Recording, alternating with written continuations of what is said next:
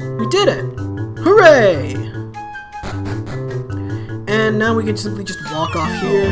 Or I guess if you really wanted to, cast evac and then walk back up, but this is faster. And head in here to claim our prize. Hey, that's it!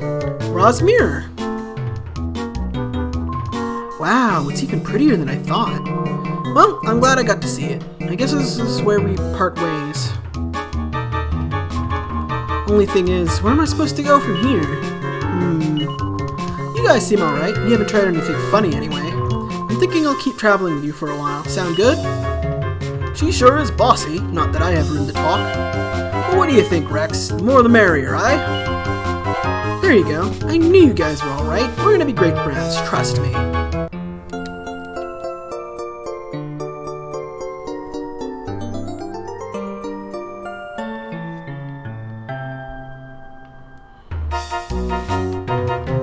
And we get Ashlyn to join our party now. Officially. Unfortunately, Ashlyn is level 2! Yay! Much like with Millie, Ashlyn is a very good mage with a lot of agility and wisdom.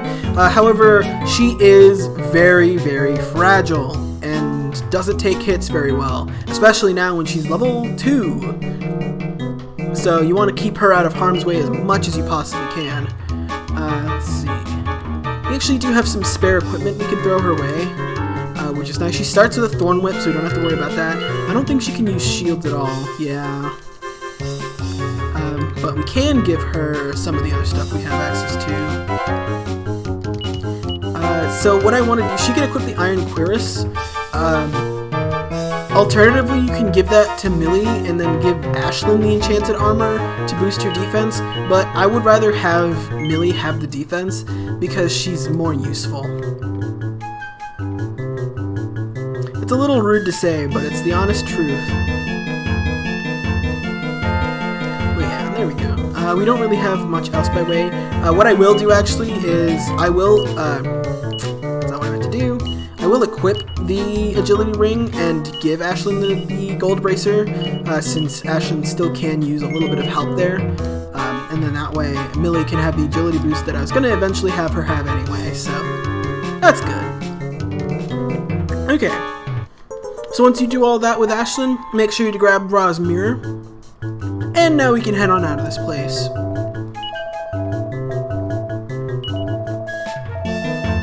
Yeah, that's true. It was our King of Somnia who asked us to find this thing in the first place, right? Quit trying to confuse me. Alright, let's head on out of here. Let's use the zoom spell. Alright, now, if you actually after you grab the Mirror of Ra, if you head back to Madame Luca's place, we can talk to her. I see the flock has taken on a new little lamb. Ashlyn, yes? Hey, how'd you know that? Is it written on my face or something? There is no stumping Madame Luca. She is a dream seer. Knowing names is a piece of cake. Your journey goes well, yes? Say not a word. Madame Luca sees you acquired the Ra's mirror. That must have been challenging. Of course it was. You don't need to see dreams to figure that out. Speaking of that, if you're such a grand mystic, why don't you just tell us how to get the thing, eh? Your mouth is as big as ever, muscle man. Let's call it a night. Yes, we can speak more tomorrow.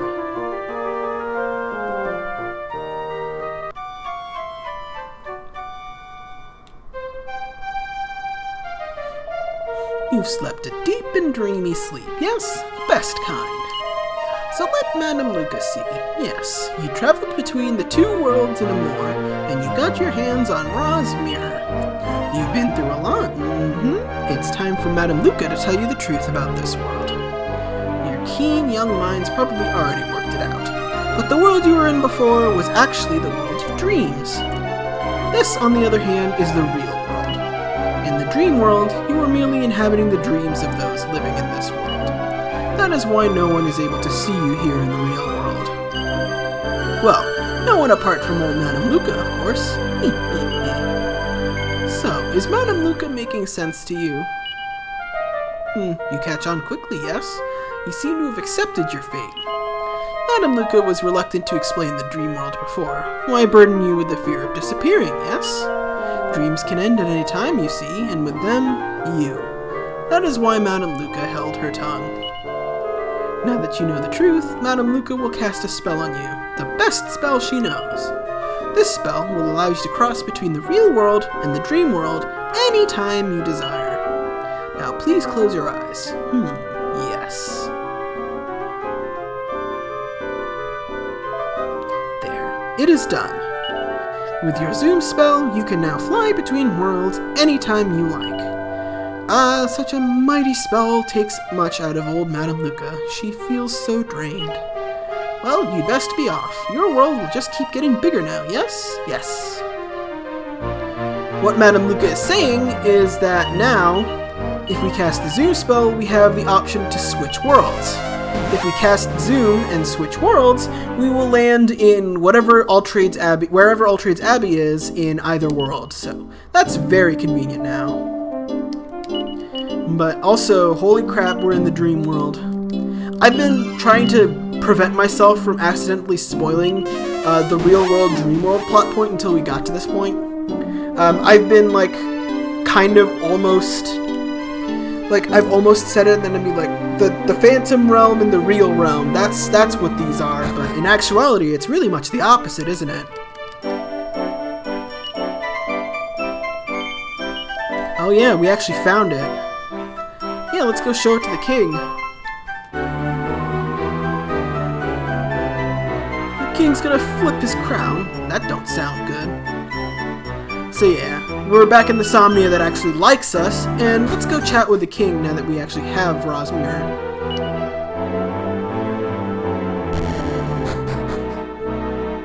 Where is Captain Blade anyway? Well, we might as well just take this straight to the king, I guess. Carver! And Rex, too! So did you find the mirror? You did! Amazing work, you two. Just brilliant. Finally, the last piece of the puzzle is in our grasp. Follow me. King Somnia awaits.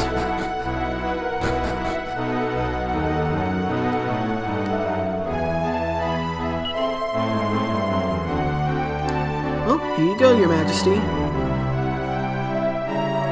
Captain Blade just informed me of news that seems too good to be true. Am I to understand that Rosmir has at long last come into our possession? Yeah, here you go. Yes, this is the genuine object. From the bottom of my heart, I thank you. With this mirror, we can reveal Murdoch's true colors and put an end to his tricks. Our nightmare's nearly over. We have a great advantage now. We must formulate a new plan. Your courageous cooperation in this plan would be most appreciated, Rex. Come to the conference room downstairs later tonight. I'll be expecting great things from you. Everyone else, get as much rest as you can. Our final battle is drawing near. Dismissed!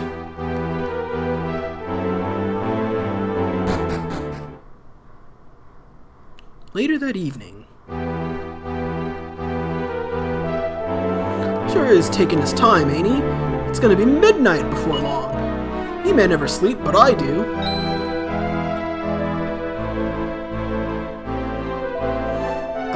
Rex, could you, head upstairs, please? I'll meet you there. I don't know what Captain Blade wants, but his aura suggests it's an urgent matter. Was it me, or did the captain seem a little stressed out? What's going on upstairs? Let's go and see.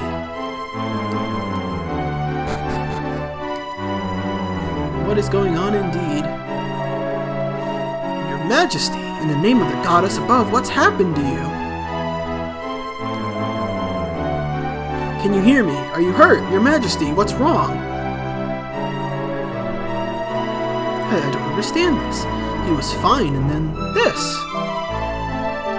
Your Majesty, please speak to us. I guess it kind of makes sense that King Somnia in the dream world never sleeps, since, well, it's a dream world. You can do whatever you want. There could even be 1,000,000 of you. Thanks for coming, Rex. As you can see, the king has fallen ill. Now, you're absolutely positive that was Rosmir you brought us, right? Well, regardless, it has done something to the king.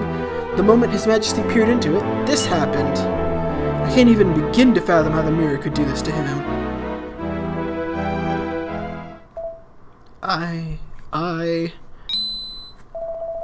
Your Majesty, speak to me. What is wrong, Your Majesty?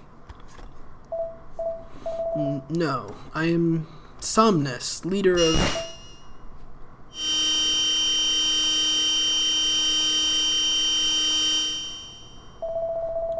What in the heavens? Why is the mirror sparkling like that?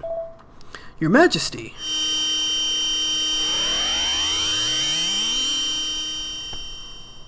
Oh my stars and planets, he's a she. By the goddess! Your Majesty, you're a woman. What devilry? Quick, get her into bed.